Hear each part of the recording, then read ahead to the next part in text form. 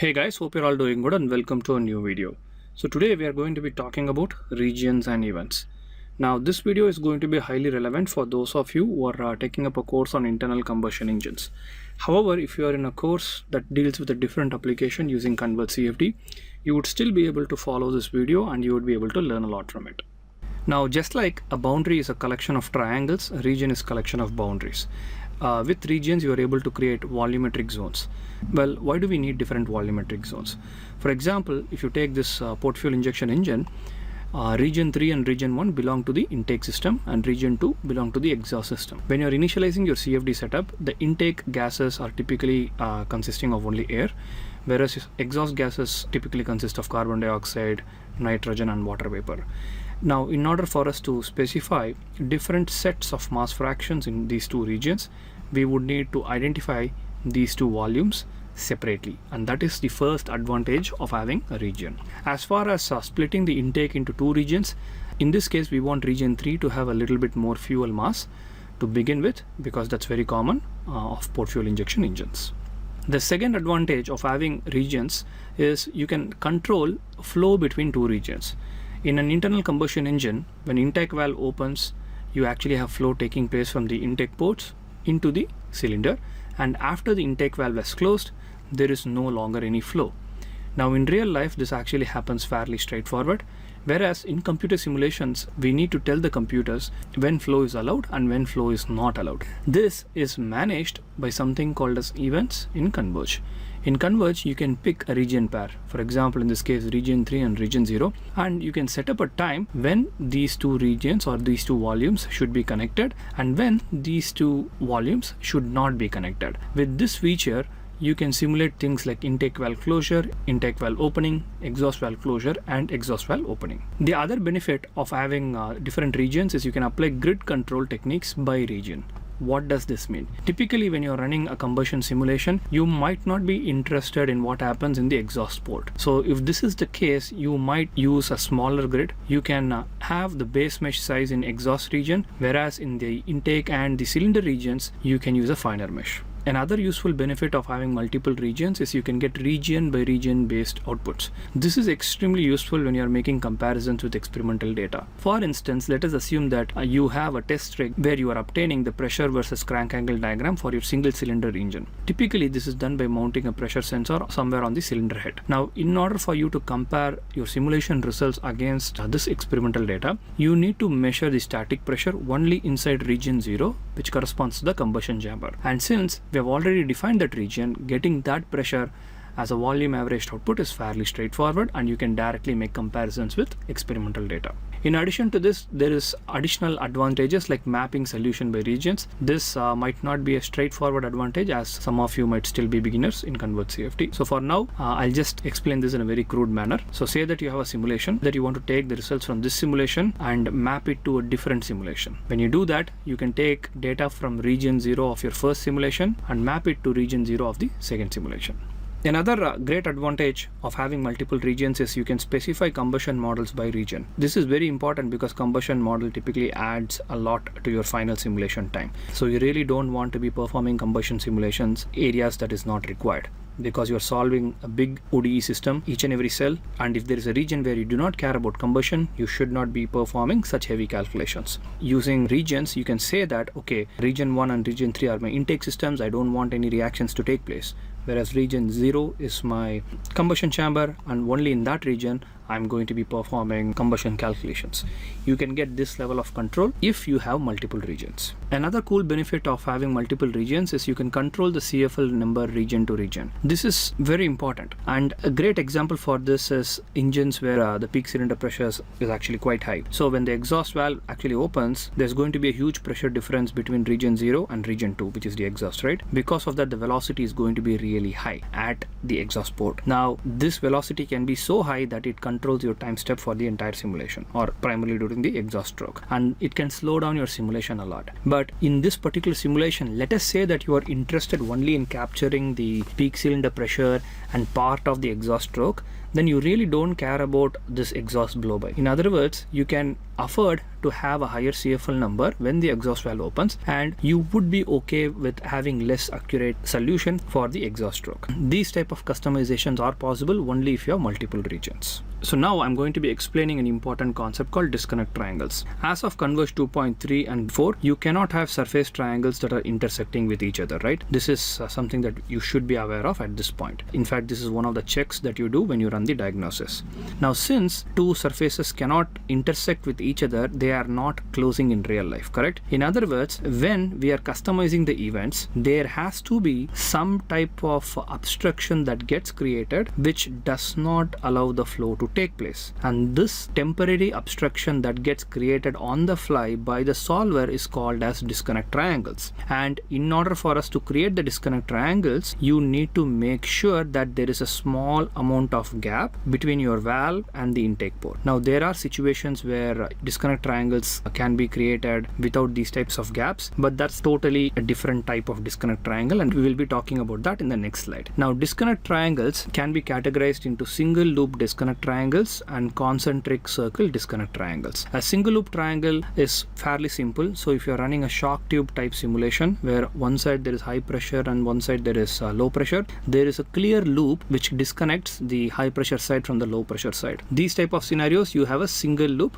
disconnect triangles. Now, in cases of IC engine, you want a physical obstruction created from the valve, which is going to be one of those loops, and this obstruction has to connect with some other loop on the port side, right? So there are two loops, two circular loops, and you are basically lofting these two profiles to create that obstruction, which is called as the concentric circle disconnect triangles. So for example, let's take a look at the single loop disconnect triangles. So here you have the high pressure side on one side and low pressure side on the other side, and this is a single loop, right? So when you are setting up this case in CONVERGE, this brown boundary, the light brown boundary would be added to one region, say region 2, and this dark brown boundary would be added to region 1. Automatically, CONVERGE can create an event between these two regions, and we can either set the event to open or close, or we can also add a table which defines when the regions should be connected and when the regions should be disconnected. So for example, if we have to create a triangle, this is how the triangle would get created. Now, one of the common mistakes that a lot of students do is they actually create the disconnect triangle. This should not happen. The solver is going to create the disconnect triangle for you. However, a very good practice would be to first create the disconnect triangle manually in CONVERGE Studio to visualize how it's going to look like. And once you're comfortable with the position and orientation of the disconnect triangles, you should delete them before you export all of your input files to run the simulation. Now let's take a look at concentric circle disconnect triangles. Now typically when you're setting up your internal combustion engine, your port is flagged to a particular region. So let us say that this is going to be region number 1. Now your intake valve top is also going to be region 1, and your cylinder head, which is going to be connected here, right? Cylinder head is going to be in region number 0, and your intake valve bottom is going to be region number 0 as well. Your intake valve angle is going to be region number 1. So you actually have two interfaces that separate two regions. For example, if you are taking this particular edge, is connected to two triangles. This is triangle number 1 and this is triangle number 2, and triangle number 1 belongs to region 1 and triangle number 2 belongs to region 0, correct? If I keep on finding interfaces that separate triangles of two regions, I will get a circular loop, correct? Now imagine that this is a valve, right? Since a valve is circular in shape, this is going to go all the way around and it's going to be a circle. Similarly, at the interface between your intake port and the cylinder head, you will get another circular loop. I hope you can imagine that. And the disconnect triangle, let me try using a different color, maybe green, would be created between these two loops. I hope that makes sense, right? Once this is created, we can use events to switch them on and off. To kind of continue that example, I've written an article on our website, especially on our support portal, where you can actually see them. So here you have the port and you have the cylinder head. So this is the first interface between region 0 and region 1, and this is the second interface between region 0 and region 1. I hope this is clear. Now when you try to loft them, you get a disconnect triangle, correct? Now this is how the solver is also going to create it. Now it's it's very important to understand that when you're creating these new disconnect triangles, they should not be intersecting with other components, right? They should not be passing through, say, a cylinder head or one of the intake port geometries. So that is why what I typically do is, once I create the disconnect triangles, I run the diagnosis and I check if intersections are greater than 0. Now, in order for this to work, you should have a clean geometry first. So make sure that you clean up your model and then create the disconnect triangles manually. And if the intersections are greater than 0, that means your disconnect triangles are not going to be created properly. And the reason for this could be that you have the wrong interfaces, which is happening because of incorrect boundary flagging. So for example, here in this particular case, you can see that on the right hand side, I actually have these two layers of triangles, and let me see if I can highlight these guys. Right, so if you see here, I have this layer and this layer of triangles flagged with the cylinder head, whereas in this particular case, I've taken these two layers and I have flagged it with the intake port. This actually moves the interface, right? So like I said, we have these two interfaces, and controlling the location of these two interfaces controls the disconnect triangles. I hope you can visualize that. Now, as far as setting up the open and close statements, how do you do it? Typically, you have a valve lift profile, correct? Your valve is set at a minimum lift position. So how do we set up valve timings in this situation? Now remember that our valves are not physically touching each other, right? The valves are not physically in contact with the seat. So they are already a bit open. Since the valves are open to begin with physically, but you have disconnect triangles which is actually preventing the flow, you are introducing some amount of error. In other words, you should have some additional flow rate which you are stopping. You are basically blocking the flow of gases into the combustion chamber. So that is an error, correct? So what you're doing is, you're saying that, okay, my minimum lift is 0.2 millimeters. So what I will basically do is, when the lift according to my lift profile is equal to L minimum by 2 or minimum lift by 2, that is when my valve is going to open. So in other words, this right here is the original profile. Right now, if you zoom in really close, you get this image, and this green curve is actually the profile that you're provided as an input. So from 0 crank angles to L minimum by 2, L min is the minimum lift which we set as 0.2 millimeters, right? Till that time there is no flow rate, and suddenly what's going to happen is, at that point you're going to have flow. Your simulation is going to proceed normally. Now, is this okay? Well, it is, because if you're really zoomed in and if your min lift is very small, this area, the portion of flow rate that you missed, is automatically taken into account here, correct? So you start by not allowing that excess flow, but then you immediately open the valve up to minimum lift at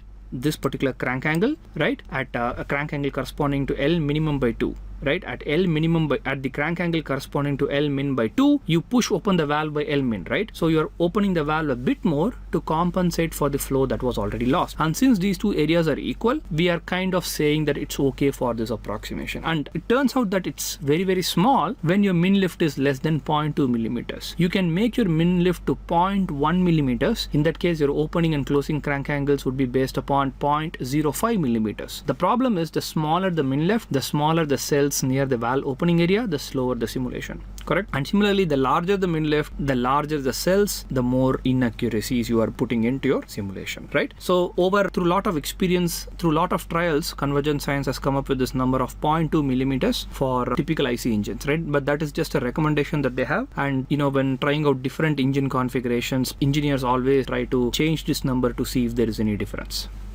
Alright, with that I would like to conclude this video. Hopefully through this video you learned a little bit about regions and events, and hopefully you understood that there are two types of disconnect triangles that can be created either with a single loop or with two concentric loops. With that, I would like to conclude this video, and I'll see you in the next one. Bye.